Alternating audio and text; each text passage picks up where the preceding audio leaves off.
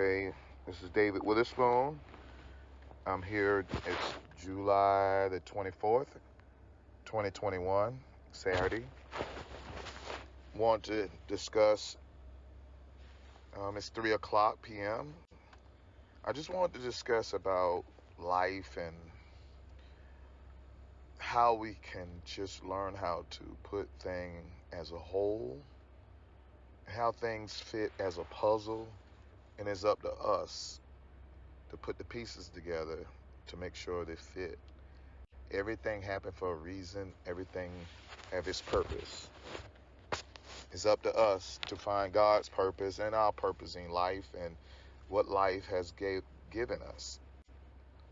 Take the good with the bad and realize that all of that is equal to a sum of the whole. Learning how to take life, the good and the bad, the opposite, and we're going to just dissect that and show you how we can really make life so easy and much more pleasant and peaceful if you understand life. So, I was just thinking and just discussing. We're at the Lean Connection, and this is what we call Lean Connect. We're going to connect to the universe and to people that have like-minded. So welcome to Lean Connect, and your host is David Witherspoon.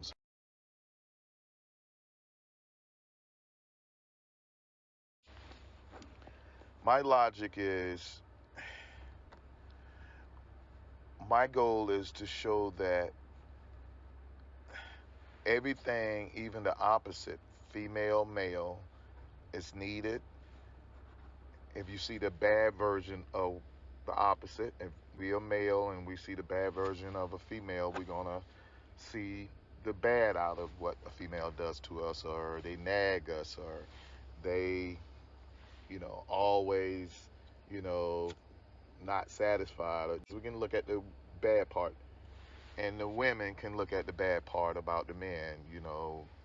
We, you know, don't do details, and we just sloppy, or we careless, and so we look at the negative. But if we look at what the purpose of what God brought us for, and just what the purpose of why we are together, like why I married my wife, and the good part of it, you'll see that when you start looking at life and seeing the good part of everything, you put the pieces together. So even with a woman, you see that if you see the good, you can build love, you can have a child, you can build a palace, you can build a kingdom with a woman. And with a woman who have a man, you can do the same thing. You can build a family. So the good is there. We just have to view it. I look at Democrat and Republic. I look at everything and see the good and what it makes the system to run. It's always the opposite almost.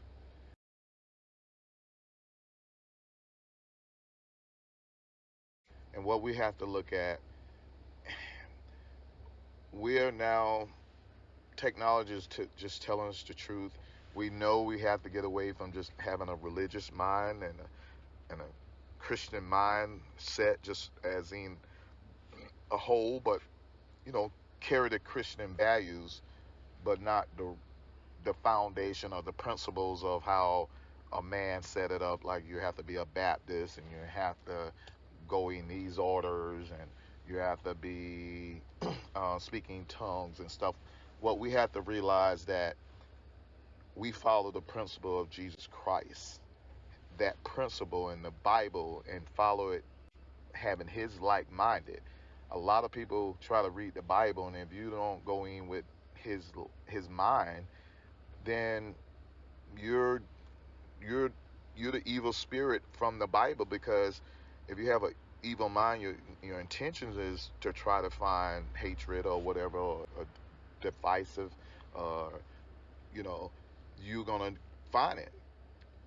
But if you're going there as a Christ like minded, being positive and just trying to find peace and harmony and love, you're gonna find all of that, and you're gonna get it from that Bible. So learning Jesus' principle is the key, not just being religion and being going to church, but finding his principle, mind, body, and soul. And that's the purpose of being a life coach.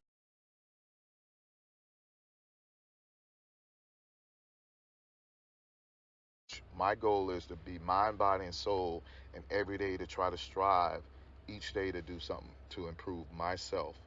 Because if I say I'm going to be Christ like, I don't care if I fail, but if I don't have goals or my progression and my my striving ain't going towards it, then I'm not living. And all about living is trying to get to improve your mind, body, and soul. So health, wealth, and happiness, and just trying to do that and helping others. So and just doing that daily. And so while I fail and do the other things,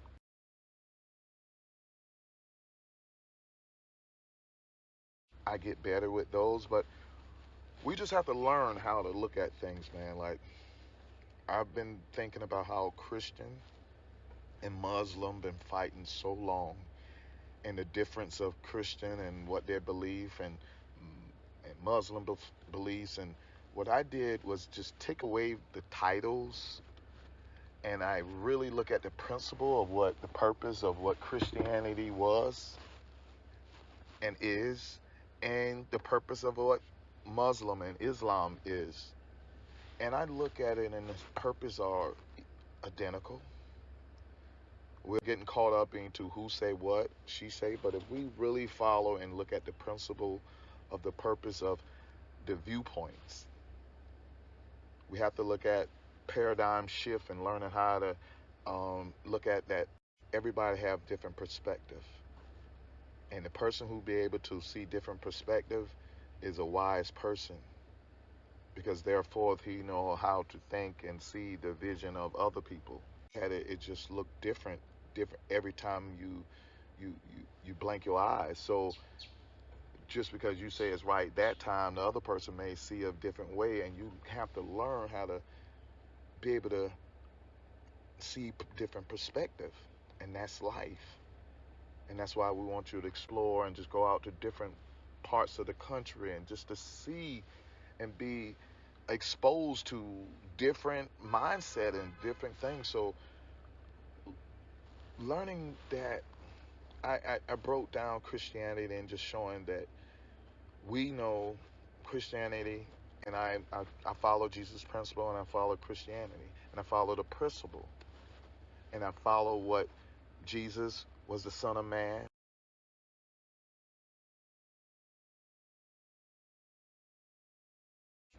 He came here on earth as God, flesh. He lived here 33 and a half and one third years on earth as being a perfect person. God had to bring an example of showing to you as a human. If any human, if any human can live 33 and one third life without sinning, without committing any sin, without doing it, you can really live again forever. When Adam ate the apple, we would surely die. But until Jesus came, he gave us a scapegoat. If we follow his principle, if we follow his ways, if we follow the way he eat, if we follow the way he's teaching, if we follow the way his thought pattern, if we just get out the way and allow him come in us for 33 and one third years of our life, so it can be whenever we get the Holy Spirit here, we accept Jesus Christ at this time, anytime for 33 and one third years, that we can manifest of being at peace and love and harmony for 33 and one third years, we can live forever. We can go on and live just like Jesus Christ. We can skip through life and then die and then live with Jesus and God. That is the remedy of Jesus showing and being an example to show you that, look, God say, I'm gonna give you a next try. I'm gonna show you a try. I'm gonna give you an example.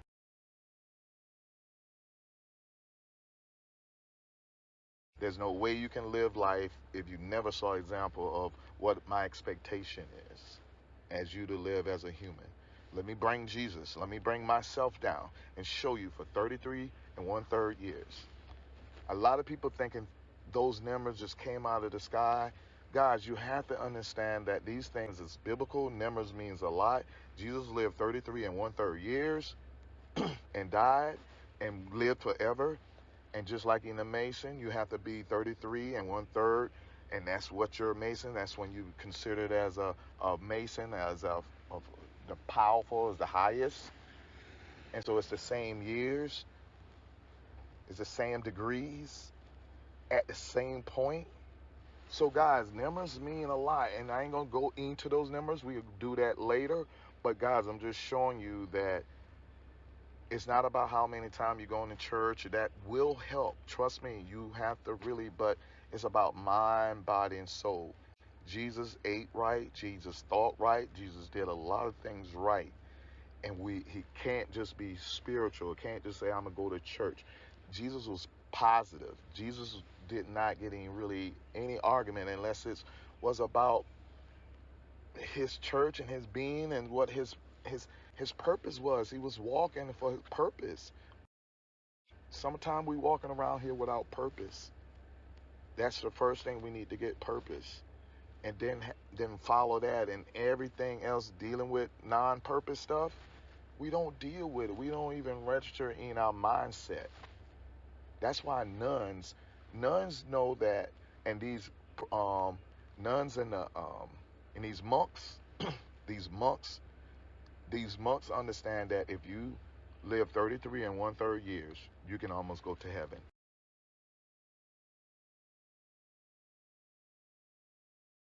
So what they have is that they have a bunch of monks. If you saw I think that was um, that the Tyson thing when they had the sleepover and they kind of took the pill and what the crazy guy name was and the funny guy Zuckerberg or whatever. But that movie, the third one, when he went to the nun place, the monk place, because they went overseas and they had to go, and they went to a monk place and they didn't talk, and they found, they got the guy out of prison or jail, and they thought it was his homeboy or the boy, and it came out and it was the old monk, and he did not talk. And they tried to find out where he stayed, but he did not talk. He did not say a word. He just lived his life. He did not talk. That's the highest being of almost saying, oh, this guy is almost trying to get to heaven now. He's trying his best to get to heaven. Why? Because he realized he tried not to sin. He tried not to he tried to live life and let everything advance naturally. Like whatever life it brings, he's not going to complain. He's not going to talk about it. He's not going to be putting it on Facebook, crying about it. Guess what? He's going to just be quiet. He ain't going to even think about it. His mind is just all on God and peace and not letting anything frustrate. Because 80% of the time when you're going to sin, it's almost going to be from your tongue. When you talk, 80% of the time, negative stuff going to come out of it. Because what we see is negative, and we're going to come out of our mouth is going to be negative. So what monks realize, that if they be quiet, they've taken 80% of the chances that they ain't going to sin. Because when we talk, it's almost going to be negative stuff going to come out of our mouth unless we tame our tongue. It has to be tamed. And that's what monks realize, that they be quiet. So it's about being positive, guys.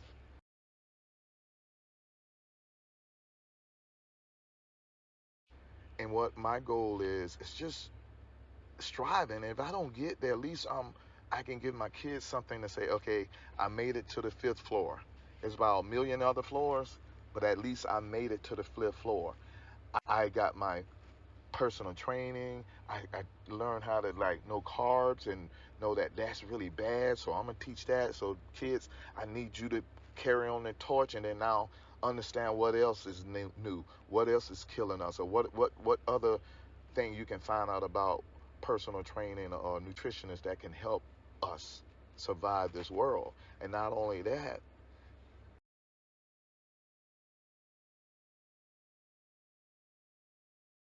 financial wealth. somebody in our family, your family, somebody, let's go and try to branch out franchisers. You know, people who building franchising, you have to be a franchise. That means you can build more than one store. That means you can do duplicate all over. When you just can do a business in one, that's not franchising. That means you just, when you die, that business die. When you franchise, that means you have a mindset. That means your brand, you branding yourself. You giving a name out there that when you die, it lives on forever.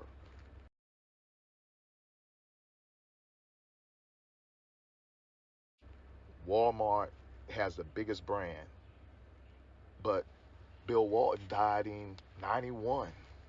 He never saw Super Walmart. He never saw Super Walmart.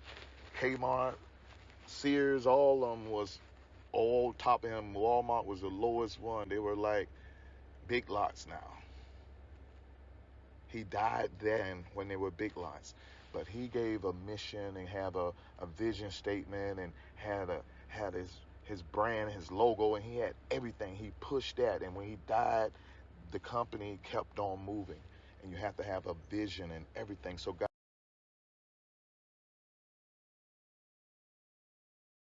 guys, what I'm saying is just being positive. You have a whatever life gave you, and you still alive, find the positive in you and find what's strengthening you and become that and make that become your brand and make the positive of you, not the negative of you. Leave you alone. That's why you can't brand your name, because you got some negative stuff in you. But you able to brand something that is all positive, that you putting it in you, like, oh no, you can't say my brand that, because no, that does mean, yeah,